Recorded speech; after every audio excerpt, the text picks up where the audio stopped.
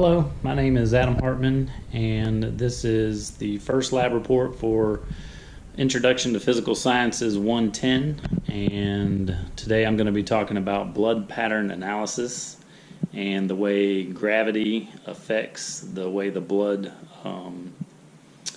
makes shape and takes form, and how different objects can be used to manipulate the blood to make it do different things. And I'll just be going over, different types of materials used and the shapes of the blood, how we can use those shapes of the blood to determine different things about the crime scene and how the crime happened.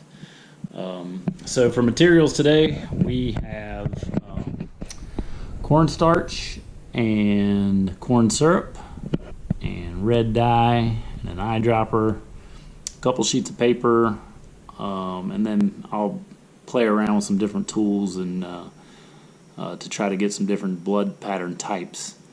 So I have all that set up in my garage, and let's go take a look.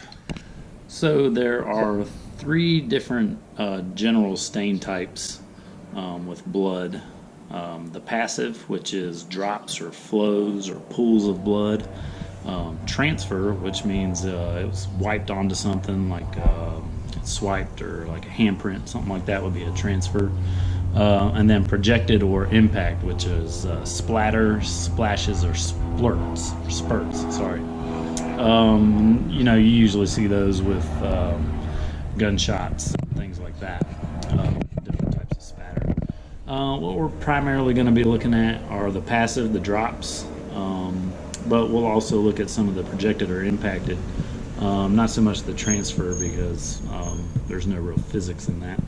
Well, I guess there is, different angles and stuff like that, but we're pretty much just going to be concentrating on the passive or projected. I guess the anatomy of a drop of blood. So when it first pulls away from an object, it's pulling away, and a little bit of that surface, the drop, is being pulled by the object. So like if it's dripping from a knife, it'll kind of create a teardrop effect, because the higher part is still holding onto that knife. So then there's a snapback where that teardrop comes into the circle of blood, and then it kind of creates its circle, and then it falls down to the earth. So there's two opposing forces as the drop is falling down to the earth. There's downward force, and then there's friction.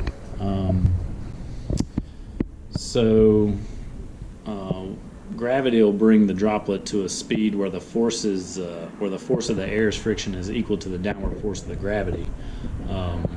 And then it's basically your terminal velocity, so it won't be able to go faster. The two opposing forces kind of equal out, and then that's as fast as the drop can go. So obviously there needs to be height to do this. So the lower to the ground the drop is, the more uniformed it'll be when it hits the ground. The higher up, the more splatter, or they call them spines and satellites, where the drop of blood hits the ground and then it kind of spreads out because of the impact, the force. And that's kind of how you can tell how hard or how high up the blood hits and makes its impact, is the different spines and dispersion of the blood. So the further out it's dispersed, the harder it hit. So we're gonna do a couple examples of that here real quick. All right, we got our blood here. Give it a little mix, make sure we're consistent. Get our eyedropper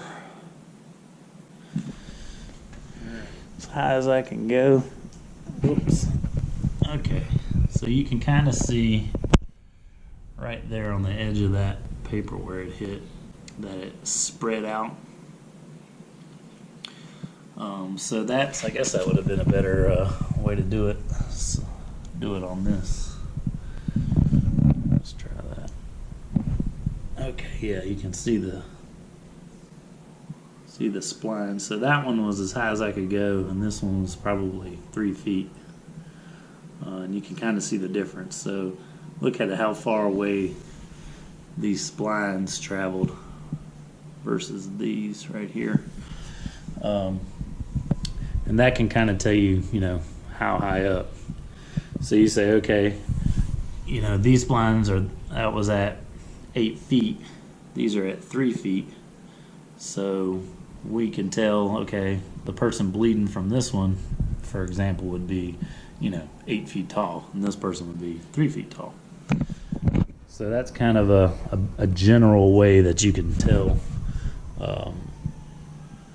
how the gravity and the friction and the terminal velocity and all that stuff affects the blood, and how they can use that information to determine how tall the person was that was bleeding. All right, so now we've kind of gone over the straight up and down. Now we're going to work a little bit with angles. Kind of got one of my tackle boxes here to kind of show you the different angles that the blood will take.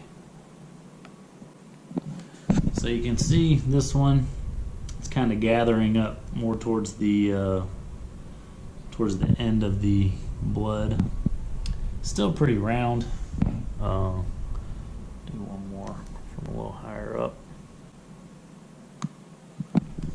Okay, so you see that one gather, and then it had this little cast off over here of smaller blood, so that they can tell, okay, the person was, or whoever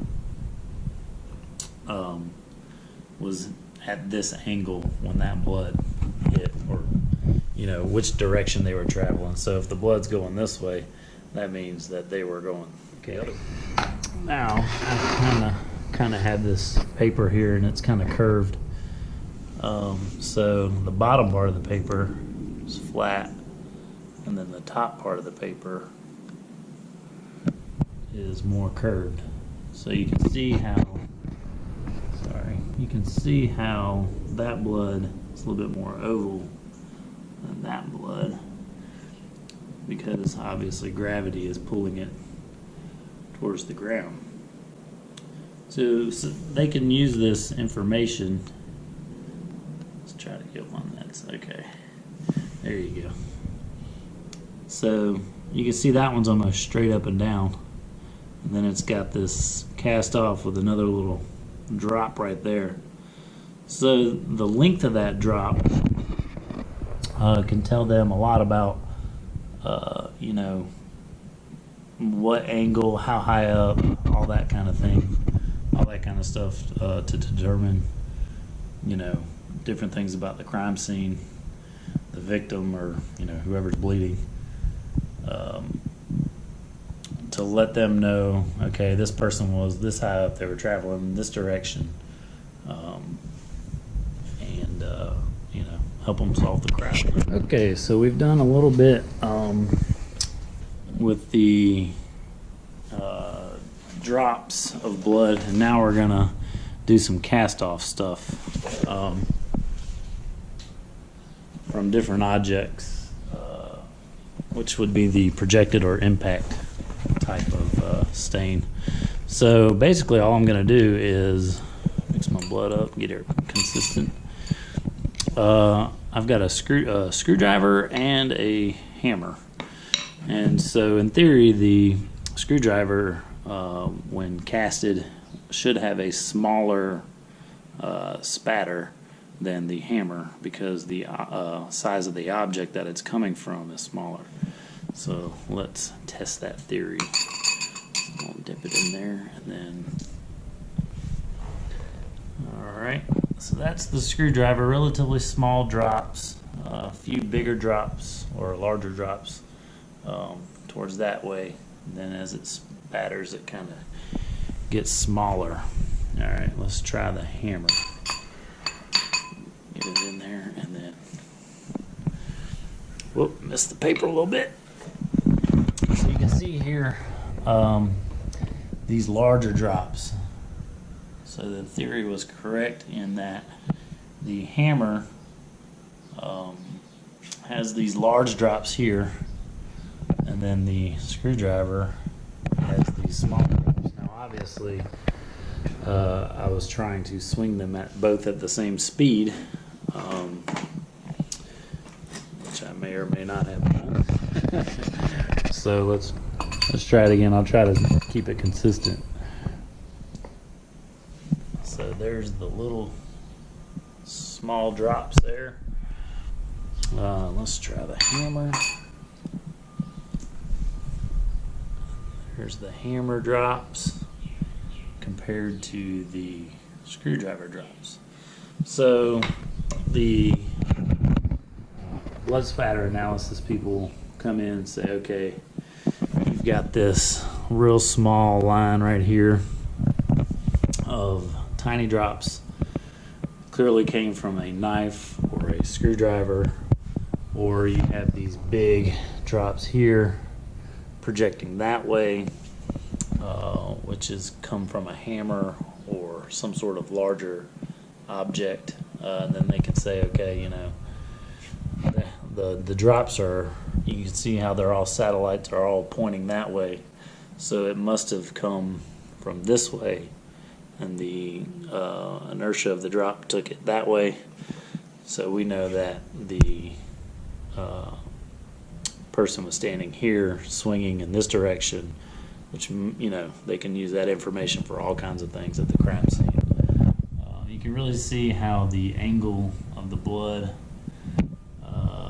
satellites all project out that way, and you can see here these how they're elongated. So that's basically it. That's my analysis of the blood spatter and how gravity and force, friction all play a part in the scientists using all of this knowledge about physics to apply it to their crime scene and help catch who committed the crime. So that's a useful application of physics. So my main source of information is here at forensicsciencesimplified.org/blood principles /blood /principles.html.